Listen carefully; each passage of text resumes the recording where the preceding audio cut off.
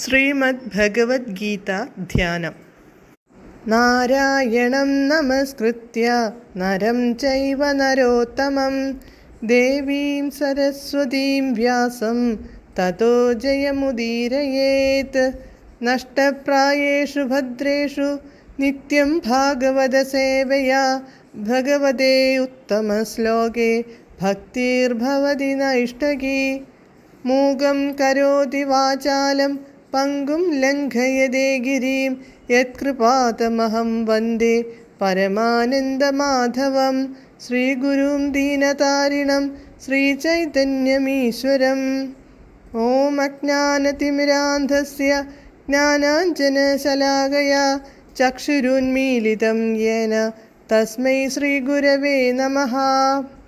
നമഃ ഓം വിഷ്ണുപാദായ കൃഷ്ണപ്രേഷ്ഠായ ഭൂതലേ ശ്രീമദേ ഭക്തിവേദാന്ത സ്വാമിന്നിധി നാമിനേ. നമസ്തേ സാരസ്വതേ ദേവേ ഗൗരവാണി പ്രചാരിണേ നിർവിശേഷ ശൂന്യവാദി പാശ്ചാത്യദേശതാരിണേ. ജയ ശ്രീകൃഷ്ണ ചൈതന്യ പ്രഭു നിത്യാനന്ദ ശ്രീ അദ്വൈത ഗദാധര ശ്രീവാസാദി ഗൗരഭക്തവൃന്ദ. ഹരേ കൃഷ്ണ കൃഷ്ണ കൃഷ്ണ ഹരേ ഹരേ, ഹരേ രാമ രാമ രാമ ഹരേ ഹരേ. ഹരേ കൃഷ്ണ കൃഷ്ണ കൃഷ്ണ ഹരേ ഹരേ, ഹരേ രാമ രാമ രാമ ഹരേ ഹരേ. ഹരേ കൃഷ്ണ കൃഷ്ണ കൃഷ്ണ ഹരേ ഹരേ, ഹരേ രാമ രാമ രാമ ഹരേ ഹരേ. ഭഗവത്ഗീത യഥാരൂപം. അധ്യായം 11. വിശ്വരൂപം. ശ്ലോകം 41, പേജ് നമ്പർ 604. സഖേതി മത്വാ പ്രസഭം യദുക്തം ഹേ കൃഷ്ണ ഹേ യാദവ ഹേ സഖേതി അജാനതാ മഹിമാനം തവേദം മയാ പ്രമാദാത് പ്രണയേന വാപി. ശ്ലോകം 42, പേജ് നമ്പർ 604.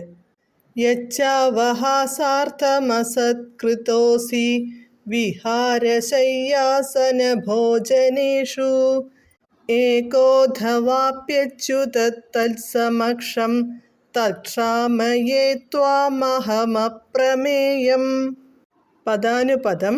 സഖ ഇതി സഖാവെന്ന്, സുഹൃത്ത് എന്ന്, മത്വ വിചാരിച്ച്, പ്രമാദാത് പ്രമാദത്താലോ, പ്രണയേന അപി വാ പ്രണയം നിമിത്തമോ, തവ അങ്ങയുടെ, ഇദം മഹിമാനം ഈ മഹിമയെ, അജാനത അറിയാത്തവനായ, മയ എന്നാൽ, ഹേ കൃഷ്ണ ഹേ കൃഷ്ണ, ഹേ യാദവ ഹേ യാദവ, ഹേ സഖേ ഹേ സഖേ, ഇതി എന്നിങ്ങനെ, പ്രസഭം പെട്ടെന്ന്, യത് ഉക്തം യാതൊന്ന് പറയപ്പെട്ടിട്ടുണ്ടോ, വിഹാരശയ്യാസനഭോജനേഷു വിശ്രമം, ശയനം, ആസനം, ഇരിപ്പ്, ഭോജനം എന്നിവയുടെ കാലങ്ങളിൽ, ഏകനായിട്ടോ അഥവാ അല്ലെങ്കിൽ, അച്യുത ഹേ അച്യുത, തത് സമക്ഷം അപി സുഹൃത്തുക്കളുടെ മുമ്പിൽ വെച്ചോ, അപഹാസാർത്ഥം തമാശയ്ക്കായി, യത് യാതൊന്ന് ഏതെങ്കിലും വിധത്തിൽ, അസത്കൃതഃ അസി അങ്ങ് അപമാനിക്കപ്പെട്ടു, തത് അത് അതെല്ലാം, അഹം ഞാൻ, അപ്രമേയം അളക്കാനാവാത്ത, ത്വാം അങ്ങയോട്, തത് അതിനെ അതെല്ലാം, ക്ഷാമയെ ക്ഷമിക്കണമെന്ന് അഭ്യർത്ഥിക്കുന്നു. വിവർത്തനം. അങ്ങയുടെ മഹത്വം എന്തെന്നറിയാതെ സുഹൃത്തെന്ന് മാത്രം കരുതി, ഹേ കൃഷ്ണ ഹേ യാദവ ചങ്ങാതി എന്നെല്ലാം ഞാൻ അങ്ങയെ സ്നേഹത്തിലോ സംഭ്രാന്തിയിലോ വിളിച്ചു പോന്നു. നാം തനിച്ചായിരിക്കുമ്പോഴും മറ്റുള്ളവർക്കിടയിലിരിക്കുമ്പോഴും വിനോദിക്കുകയോ ഇരിക്കുകയോ ഒരേ കിടക്കയിൽ കിടക്കുകയോ ആഹാരം കഴിക്കുകയോ ചെയ്യുന്ന അവസരങ്ങളിലും പലപ്പോഴും അങ്ങയെ വേണ്ടത്ര മാനിക്കാതെ അപഹസിച്ചിട്ടുണ്ട്. അച്യുതാ, അങ്ങനെ പറ്റിപ്പോയ പിഴകൾക്കെല്ലാം അങ്ങയോട് ഞാനിതാ മാപ്പ് ചോദിക്കുന്നു. ഭാവാർത്ഥം: ഇപ്പോൾ തൻ്റെ വിശ്വരൂപത്തിലാണ് കൃഷ്ണൻ പ്രത്യക്ഷപ്പെട്ടിട്ടുള്ളത്.